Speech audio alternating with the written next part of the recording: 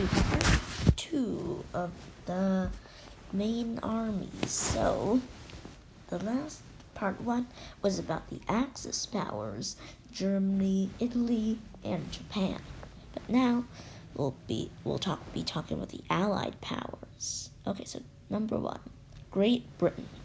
In 1939, the British Empire had direct power over 25% of planet Earth, centered in the United Kingdom and ruled by King George VI. The empire included the countries of England, Scotland, Wales, Northern Ireland, Canada, Australia, New Zealand, and South Africa. Beyond that, the British also controlled Egypt, India, Singapore, and huge chunks of Southeast Asia, Southern Africa, and the Middle East. They had the strongest navy on Earth and could call on tens of millions of troops at a moment's notice.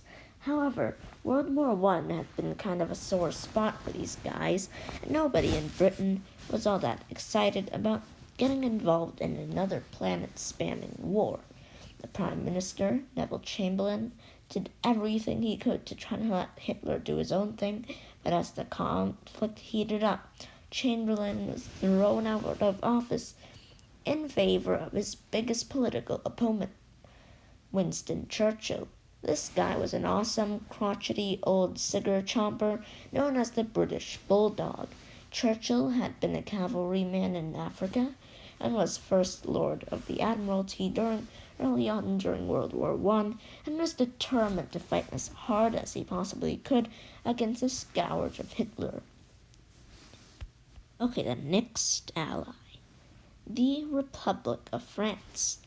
Despite losing millions of soldiers in World War I, France defeated Germany, but the fighting had all taken place on French soil, and the country suffered horribly, so the French seriously hated the Germans' guts and were ready to smack down Hitler at any price.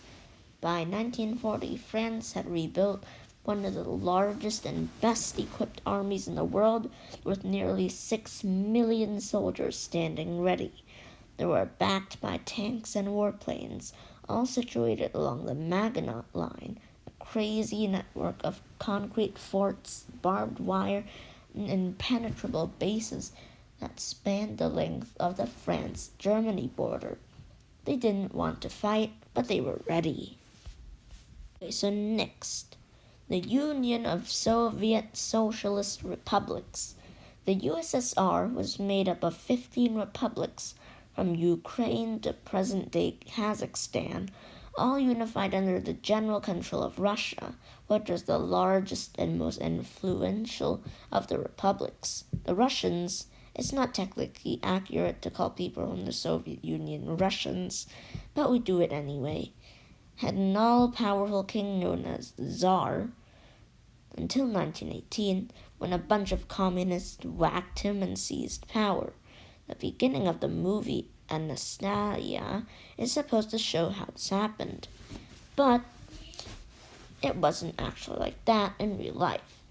Afterward, the USSR was ruled by Joseph Stalin, a ferocious dictator who used brutal measures to disindustrialize and modernize his country.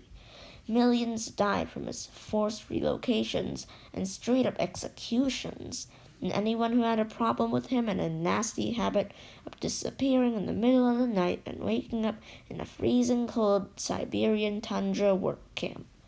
In the late 1930s, Stalin, a name that literally means Iron Man, freaked out and got mad at his own political party and military, mostly because he was power-hungry and totally paranoid.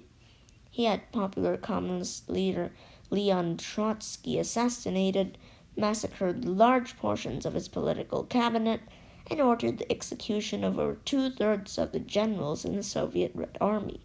This was not really a smart move, as Stalin found out in 1939 when he tried to conquer Finland and lost almost half of his attacking force because there wasn't anyone competent to lead them. But despite losing hundreds of thousands of troops, the Soviets eventually defeated Finland and began the process of training new leadership. They had very little industry, equipment, or commanders at the beginning of World War II, but they were a huge country and had more soldiers than almost all the Axis powers combined. Okay, so now, the last main Allied power, the United States of America. The United States had suffered immensely from the Great Depression, which began in 1929 and lasted a terrible 10 years, so most Americans weren't interested in going all the way across the Atlantic to get shot at. There was a big movement saying that this is the best thing to do to stay out of this mess and let Europe deal with its problems while the United States fixed its own issues. President Franklin D. Roosevelt instituted several plans to get the people working and to rebuild the economy, set strategies in motion to build up American defenses just in case, and started a program called Lend-Lease in which the United States built war material and made extra cash, selling them to United Kingdom and the USSR.